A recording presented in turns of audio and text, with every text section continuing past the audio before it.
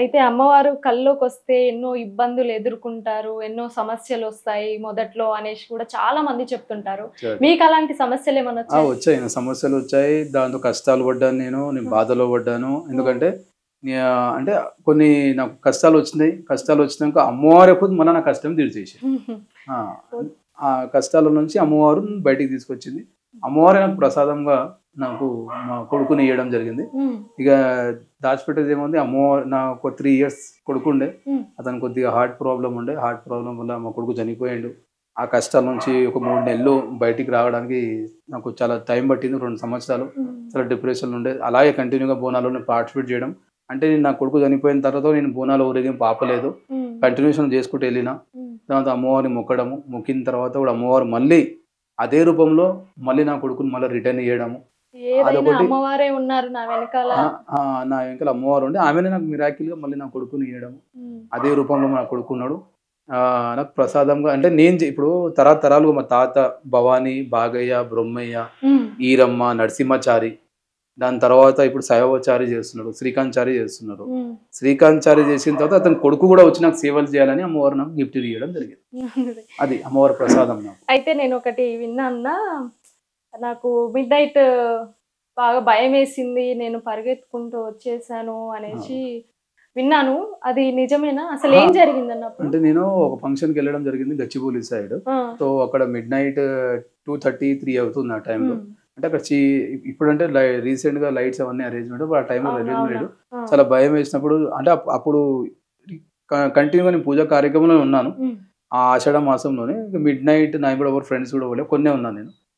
3 గంటలకు రాత్రి నాకు కొద్దిగా సడెన్‌గా ఏదో పెద్ద శబ్దం వినిపించి హ్మ్. వినిపించిన తర్వాత నా వెంబడి ఎవరు లేరు. నాకు చాలా భయంగా ఉందని మనసులో అనుకోవడం. హ్మ్. దాంతోనే అమ్మవారు వెనకాల శాశ్వత నాకు పెద్ద గ్రీన్ కలర్ చీరలో కనిపియడము. కనిపిచ్చారా? కనిపియడం అదొకటి. ఇంకోసారి గోల్కొండ జగదాంబ మహంకాళి అమ్మవారి లాస్ట్ పూజ రోజు కుంభారతి అవుతుంది. హ్మ్. ఆ కుంభారతిలో అమ్మవారి నవ్వినట్టు నాకు స్మైల్ ఇయ్యడం. హ్మ్. రెండోసారి చూడము. హ్మ్. మూడోసారి అమ్మవారి కలర్ రావడం, ఈ బోనం గురించి మాట్లాడడంతో ఆ బోనం కూడా తయారు చేయించాను. సో, అమ్మవారికి ఫస్ట్ బోనం మీరే సమర్పిస్తారు. అంటే అమ్మవారికి దేవాలయానికి సంబంధించిన 28 కులవృత్తుల ఆధ్వర్యంలో హ్మ్. ఉదయం 5 గంటలకి అక్కడ బోనం సమర్పిస్తాం హ్మ్. మేము.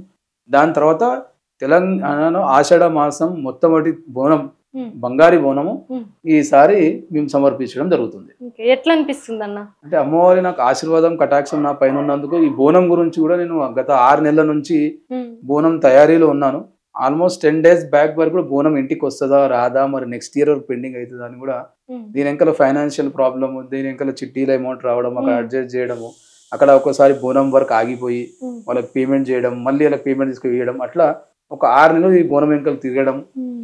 ఆహ్, వారంలో 3 సార్లు అక్కడికెళ్ళి కూర్చోవడము, బోనం గురించి చూడడం. కంప్లీట్ దాదాపు అమ్మవారి కటాక్షం ఉన్నందుకు ఈరోజు అమ్మవారు సాక్షాత్తుగా మా ఇంట్లో ఈరోజు అమాస అభిషేక కార్యక్రమం అయిపోయాయి. హ్మ్. అమ్మవారికి మాకు 3 డేస్ ముందు అమ్మవారి బోనం మా ఇంట్లో రావడం జరిగింది. ఎట్లా సమర్పిస్తారన్న? అంటే ఈ రేపు మధ్యాహ్నం ఆషాఢ మాసం అమావాస్య రోజు రేపు మధ్యాహ్నం 12 గంటలకి హ్మ్. ఇక్కడ మన ఆహ్, కవిత గారు గూడా హ్మ్. రావడము, అలాగే శ్యామల గారు గూడా రావడము, హ్మ్. రాకేష్ బూనం అన్న గారు, హ్మ్. తలవారు శివ అన్న గారు, బోయినపల్లి భరత్ అన్న గారు, హ్మ్. ఇక్కడ చాలామంది వీఐపీస్ గూడా రావడము. హ్మ్. మేము చాలామంది ఈటెల రాజేందర్‌కి, రాజాసింగ్ ఎమ్మెల్యే గారికి, ఈటెల రాజేందర్ గారికి, తర్వాత ఉన్న ప్రముఖులందరికీ ఇక్కడ ఇయ్యడము. హ్మ్. ఎందుకంటే అమ్మవారు శాస్త్రం ఇక్కడ ఉన్నారు. హ్మ్.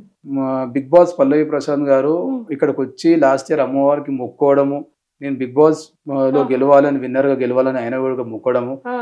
ఆయన వచ్చి మొక్కిన మళ్ళీ ఒక సంవత్సరం తర్వాత మళ్ళీ ఆయన బిగ్ బాస్ విన్నర్ కావడము. అవును. ఆయన కూడా కంటిన్యూగా 3 ఇయర్స్ నుంచి ఇక్కడ రావడం. హ్మ్. ఈసారి కూడా ఆయన మళ్ళీ వచ్చి అమ్మవారికి ఓడిబియ్యాలు పోయడం గానియండి, ఆయన కూడా మొక్కు చెల్లించుకోవడం కూడా ఆయన చేయడం జరుగుతుంది. బిగ్ బాస్ విన్నర్ కూడా పల్లవి ప్రశాంత్ కూడా ఇక్కడ మహాంకాళి అమ్మవారికి మొక్కడం వల్ల కూడా ఆయన బిగ్ బాస్ విన్నర్ అయ్యిండు.